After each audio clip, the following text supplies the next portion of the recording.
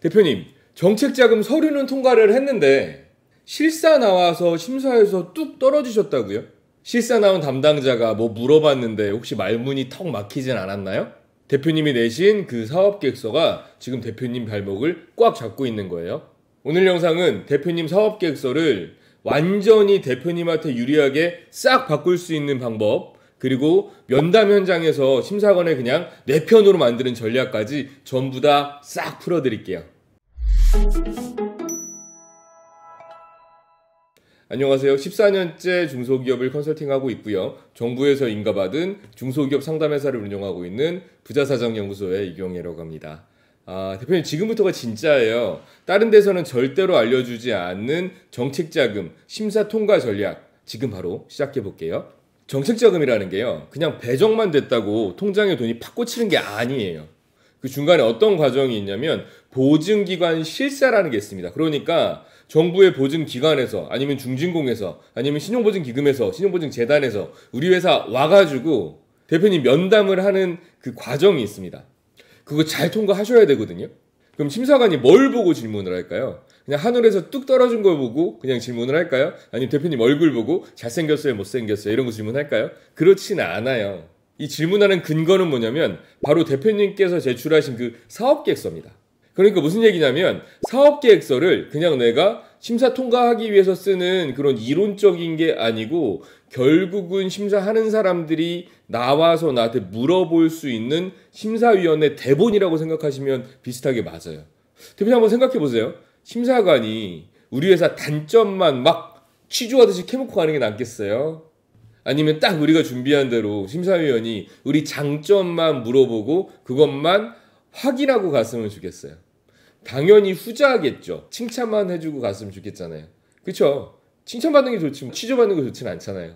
그걸 하기 위해서 어떻게 하는지 아세요? 내가 질문받을 내용을 미리 작성하는 사업계획서에 슬쩍슬쩍 던져놓는 거예요. 심사관이 딱 궁금해할 만한 그 내용, 우리 회사의 강점, 우리 회사의 기술력, 우리 회사의 성장 가능성, 이런 걸 딱 사업계획서에 배치를 해놔야 된다는 얘기예요. 그 사업계획서에는 우리 회사의 단점, 이런 게 안 좋아요, 저런 게 안 좋아요, 이런 걸 쓰는 게 아니고 무조건 장점 위주로 써야 된다는 거죠. 그것도 심사위원이 나한테 질문을 할 수 있게끔. 아니, 내가 사업계획서를 잘 못 써놓고 심사 나와가지고 질문을 받으면 안 좋은 얘기들만 나올 수밖에 없잖아요. 그러니까 사업계획서를 쓰는 단계부터 우리가 계획을 해야 된다라고 말씀을 드리는 겁니다. 그러니까 어떻게 해야 되냐면 사업계획서를 잘 써야 돼요. 그리고 사업계획서를 쓰고 심사를 나왔을 때도 어떻게 뜬구름을 잡는 소리 이런 거 하면 안 됩니다. 그냥 숫자로 얘기해야 돼요. 숫자로. 우리가 지금 뭐 하는 거예요? 돈 빌리는 거잖아요. 그럼 이 돈으로 내가 뭘 해서 얼마를 벌 거고 이자는 어떻게 내고 원금을 어떻게 갚을지 그 계획이라는 게 딱 적혀 있어야지 돈 빌려주지 않을까요? 근데 대부분 제가 사업계획서를 받아보면 무슨 화성 갈 계획을 잡아놓는 경우가 많아요. 화성 정복할 것 같아. 우주여행 갈 것 같아. 막 우주선을 만들겠습니다. 이런 사업계획서예요. 실상 나는 이런 종이컵을 만들고 있으면서 거창하게 쓰는 경우도 너무너무 많아요. 그러면 이 심사 나온 심사위원은 뭐라고 물어볼까요? 대표님, 우주선 만든다고 여기다가 써져 있는데 이 종이컵 만드는 회사가 이 종이컵을 뭐 친환경으로 바꿔서 여기에 날개를 달아서 이게 날아다니게 만들고 뭐 물을 정화하게 만들고 대단한 기술력을 만들어 놓으셨는데 그거 어디 있어요? 그 기계 어디 있어요? 그거 어디 있는지 보여주세요 하고 물어보겠죠. 이렇게 물어보면 대표님 대답 못 하시잖아요. 그 이상한 질문 누가 유도한 거예요? 대표님이. 어떻게? 대표님 사업계획서에다가 그렇게 거창하게 써놨으니까. 세상 일이 다 그래요. 결국은 아사모사 좋은 말들만 써가지고 심사는 통과할 수 있겠지만 그 다음에 실사 나와서 이거 검증하러 나오면 거기서 딱 걸려버리는 거죠. 이런 것처럼 내가 지금 맞닥뜨리는 모든 요소는 지금의 위에서 평가를 받는 게 아니고 이 전 단계에서 평가를 받게 돼 있는 겁니다. 대표님 안녕하세요. 저희 회사는 우리 대표님 상황에 맞는 향후의 로드맵을 쭉 같이 그린 다음에 이 로드맵에 대해서 하나하나 같이 실행을 도와주는 회사라고 생각해 주시면 좋을 것 같아요. 우리 사업하시는데 많이 어려우시죠? 내가 이걸 선택해야 돼? 말아야 돼? 정보는 많은데 이게 나한테 도움되는 정보인 거야? 도움 안 되는 정보인 거야? 이거 판가름하기도 쉽지 않으시죠? 우리 대표님 언제든지 상담 신청해 주시면 대표님이 언제 무엇을 해야 나중에 후회하지 않을지 계획을 미리 잡고 벤처 인증, 정책자금, 절세, 정부지원금, 부동산 매입까지 사업에 필요한 모든 걸 제때에 공급하려고 준비되어 있는 회사입니다. 언제든지 연락주세요. 지금이 대표님 사업의 방향성을 잡을 수 있는 가장 중요한 시간입니다. 영상 계속 보시죠. 잘 쓴 사업계획서를 가지고 심사위원이 우리 회사에 실사가 나왔다고 해볼게요. 그러면 딱 이 질문은 무조건 할 겁니다. 대표님, 이 자금 어디다가 어떻게 쓰실 겁니까? 이거예요. 그럼 대표님 어떻게 대답하시겠어요? 제가 운영자금 쓰려고요. 그래서 신청한 겁니다. 이렇게 대답하실 거예요. 그렇게 대답하시면 탈락 확률이 점점점 높아진 겁니다. 왜? 심사관이 듣고 싶어하는 대답은 그게 아니거든요. 심사관이 듣고 싶은 대답은 이런 걸 겁니다. 제가 지금 영업이 잘 되고 있어서 지금 5억짜리 물량을 가져올 수 있어요. 그런데 이 5억짜리 물량 가져오는 것까지는 제가 지금 2억 정도가 있는데 이 2억으로 만들어서 납품한 다음에 5억은 수주를 할 수는 있을 것 같아요. 그런데 이 원청에서 5억짜리는 당연히 주고 한 10억짜리를 또 주려고 하거든요. 여기서 지금 물건 준다고 하는데 오다 준다고 하는데 못 받고 있잖아요. 왜? 내가 지금 이 시드머니가 부족해서. 그래서 그 부분에 있어서 물론 내 돈 2억이 있지만 우리 신용보증기금이나 기술보증기금에서도 한 2, 3억 정도 저한테 돈을 빌려주면 제가 이 5억을 가지고 매출을 제가 한 10억에서 13억 사이로 올릴 수 있는 걸 당신들이 만약에 돈을 빌려주면 내가 이걸 30억, 40억 할 수 있을 것 같아.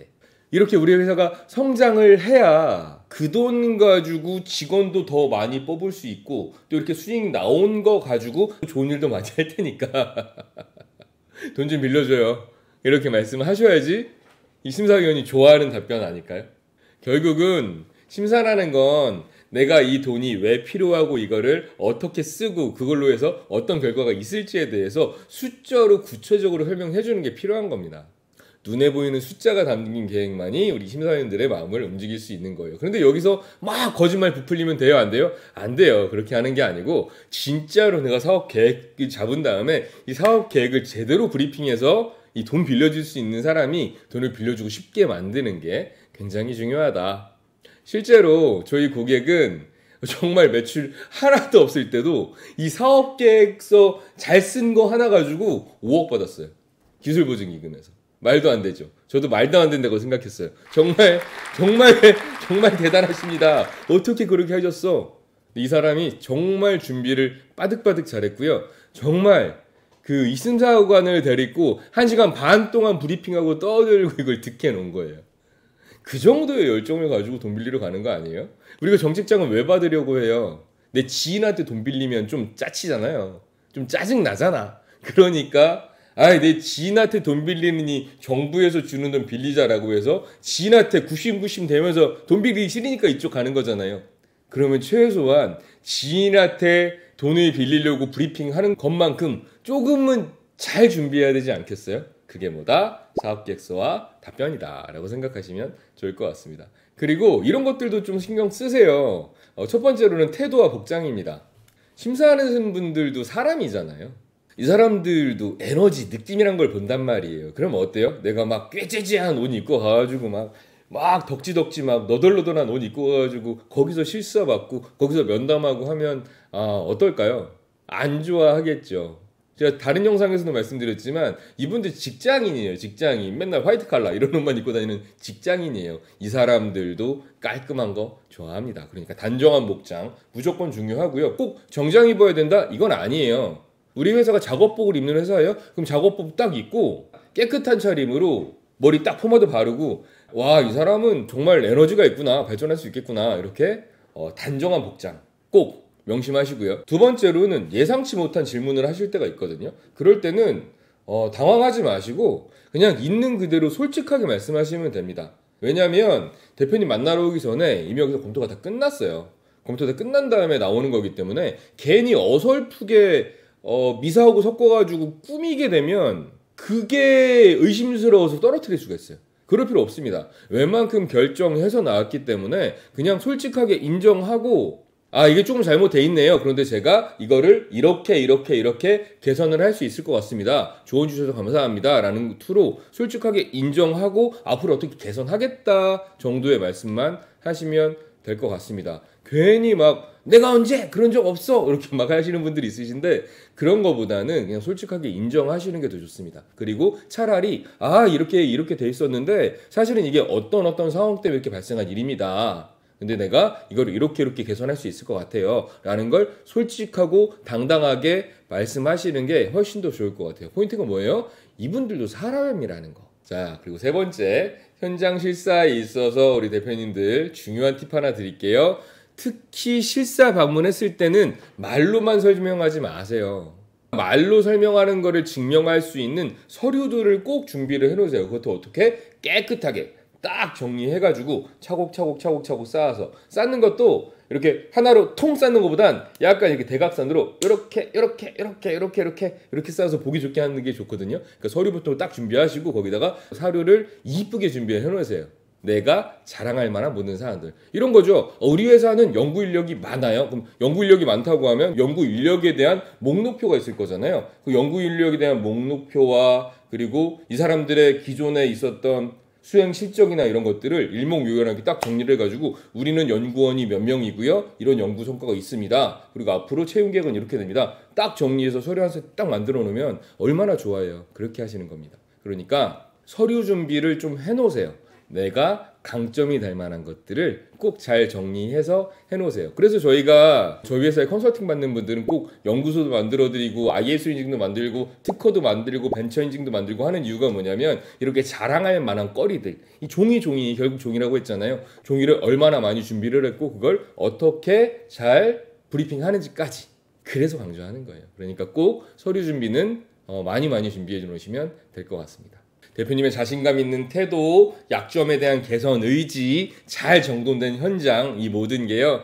우리 회사는 어제가 아니고 내일을 향해서 달려가고 있는 회사입니다라는 걸 보여주는 신호예요. 그러니까 바로 그 내일의 모습을 꼭 보여주셨으면 좋겠습니다. 자, 심사위원들은 왜 이렇게 성장, 발전 이런 거에 집착할까요? 이게 바로 정책 자금의 본질이기 때문에 그렇습니다. 대표님 정책 자금은 응급처치 자금으로 주는 게 아니에요. 밀린 세금 내려고 카드값 막으려고 돈 주세요 이렇게 해서 돈 받는 자금이 아니에요.